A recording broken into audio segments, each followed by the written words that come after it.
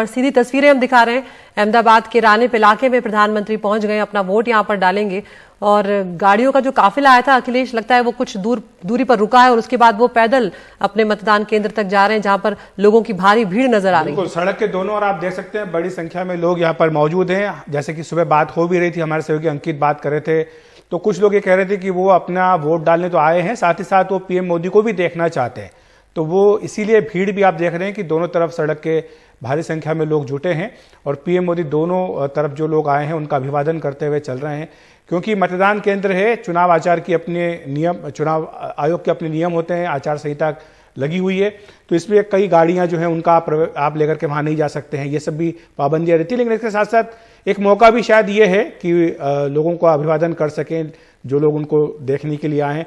वैसे अहमदाबाद में बड़ा रोड शो पीएम मोदी कर चुके हैं, करीब 50 किलोमीटर का वो लंबा रोड शो था और बीजेपी नेताओं की ओर से कहा गया अदिति कि इतिहास में इतना बड़ा रोड शो भारत में कभी नहीं हुआ किसी प्रधानमंत्री का, जो पीएम मोदी ने उस दिन अहमदाबाद में किया था। बिल्कुल, और ये कहीं ना कहीं इस तरह से प्रधानमंत्री का चल के जाना, लोगों का अभिवादन करना, ये भी कहीं ना कहीं एक तरह से बीजेपी के पक्ष में जाती हुई चीजें दिखाई देती हैं, क्योंकि आखिरी वक्त पे खुद देश के जो प्रधानमंत्री हैं वो आपको नजर आ रहे हैं, ये भी छोटी बात नहीं है। तो ऐसे में देखते हैं यहाँ पर बीजेपी काफी कॉन्फिडेंट है गुजरात को लेकर। बीजेपी ये मानकर चल रही है कि 27 सालों के बावजूद भी वो सत्ता में वापसी करने वाली है और पुरजोर तरीके से वापसी करने वाली है। इस बार 150 की बात खुद गृह मंत्री अमित शाह लगातार कहते रहे कि 150 सीटों तक वो पहुंचेंगे। अगर 150 सीटों तक भी नहीं पहुंचते अखिलेश, तब भी अगर 120 से 130 तक भी अगर बीजेपी पहुंचती है तो वो अपने आप में काफी एक बड़ी बात होगी कि 27 सालों के बावजूद कोई एंटी इनकम्बेंसी फैक्टर नहीं रहा, वो देखना दिलचस्प होगा। इस बार हालांकि गृह मंत्री अमित शाह ने संख्या नहीं बताई, उनसे बार बार पूछा गया कि कितनी सीटें बीजेपी की आएगी, तो उन्होंने कोई संख्या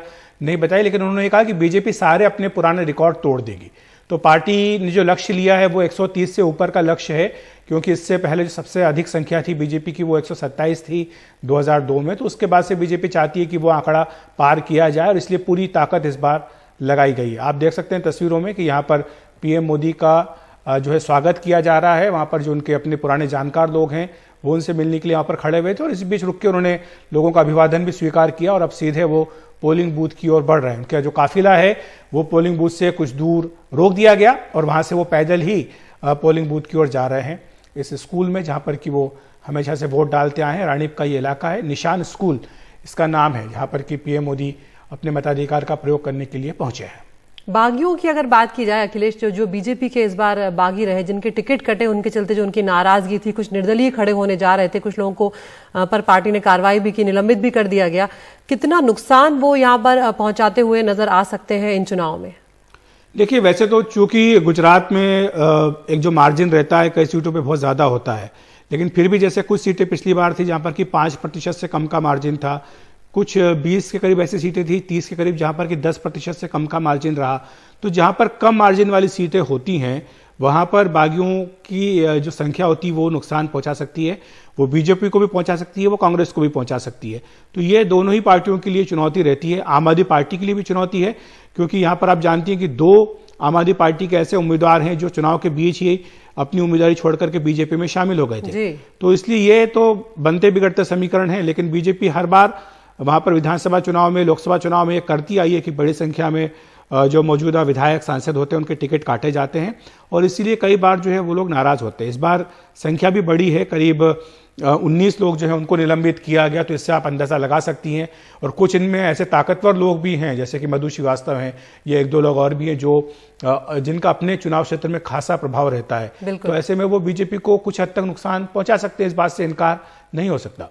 हमारे मेहमान हमारे साथ बने हुए हैं। अजय उपाध्याय, आपसे मैं यहाँ पर जानना चाहूंगी कि दूसरे चरण का जो मतदान है उसमें 13 आदिवासी सीटें हैं और अगर 2017 की बात करें तो चुनाव के बाद से कांग्रेस के कई दिग्गज नेता जो हैं वो कांग्रेस का हाथ छोड़कर बीजेपी का दामन थाम चुके हैं और जिनमें से अगर बात की जाए तो जो प्रमुख आदिवासी नेता है मोहन भाई राठवा, वो भी उसमें प्रमुख थे। तो आपको नहीं लगता कि इस तरह से जो लगातार पार्टी के लोग टूटे हैं वो नुकसान पहुंचाएंगे और चुनाव के लिए खासकर वो काफी मायने रखता है और मोहन भाई राठवा जैसे लोगों का निकलना?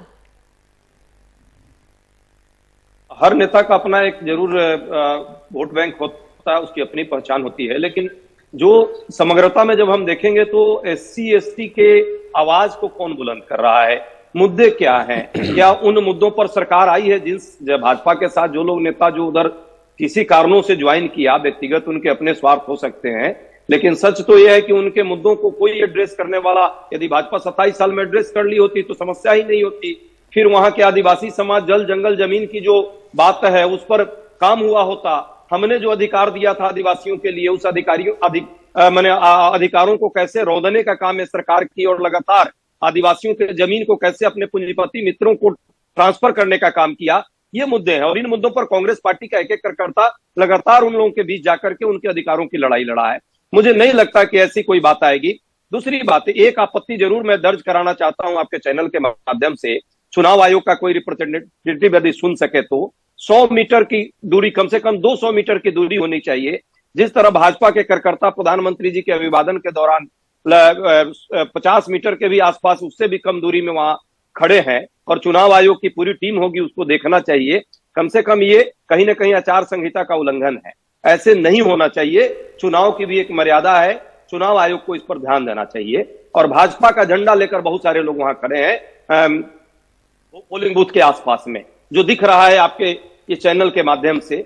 मुझे लगता है इस पर भी एक कहीं ना कहीं चुनाव आयोग को संज्ञान लेना चाहिए। दूसरी बात है, गुजरात के मुद्दे इस पर कांग्रेस पार्टी शिकायत करेगी चुनाव आयोग में? इस पर मैं आपसे बाद में पूछता हूं, लेकिन अभी आप जो तस्वीरों में देख रहे हैं, पीएम मोदी ने अपने मताधिकार का प्रयोग किया है। इसके बाद वो आकर जो चुनाव के काम में लगे हुए सभी कर्मचारी हैं उनका हाथ जोड़कर उन्होंने अभिवादन किया, और इस तरह से उन्होंने अपना वोट यहां पर डाला है। और अब यहां से पीएम मोदी पोलिंग बूथ से बाहर जाते हुए, और बड़ी संख्या में लोग बाहर भी मौजूद हैं, क्योंकि वहां पर भी कुछ लोग जो है वो हाथ हिला करके उनका अभिवादन कर रहे हैं पीएम नरेंद्र मोदी का।